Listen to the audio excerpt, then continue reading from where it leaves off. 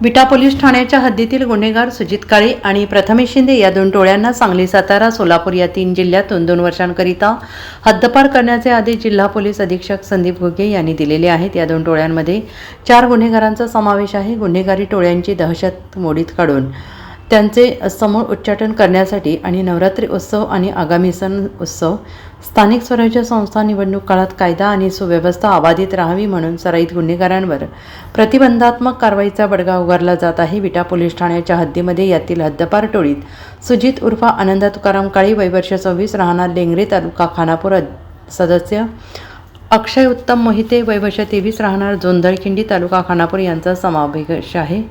या टोळीविरोधात सन 2016 ते 2024 या कालावधीत दरोडा, दिवसा आणि रात्रीची घरफोडी, बंदी आदेशाचे उल्लंघन करून बेकायदेशीर जमाव जमवून मारहाण करणे, बिगर परवाना अग्निशस्त्र जवळ बाळगणे, अनुसूचित जाती जमातीच्या व्यक्तींविरोधात शिवीगाळ, दमदाटी करून ठार मारण्याची धमकी देऊन मारामारी करून जखमी करणे, मालमत्तेविरुद्धचे गंभीर स्वरूपाचे गुन्हे दाखल आहेत। दुसऱ्या हद्दपार टोळीत प्रथमेश उर्फ पिन्या मुकुंद शिंदे, वय वर्ष 19 आणि स्वप्नील दगडू खिल्लारे, वय वर्ष 22, राहणार लेंगरे, तालुका खानापूर या दोघांचा सहभाग असून टोळीविरोधात 2023 आणि 24 या कालावधीत गंभीर स्वरूपाचे गुन्हे दाखल आहेत। या टोळ्यांविरोधात पोलीस कायदा कलम 55 नुसार कारवाई करण्यासाठी पोलीस अधीक्षक सांगली यांना प्रस्ताव सादर केले आहेत। ब्युरो रिपोर्ट, SPN मराठी, विटा।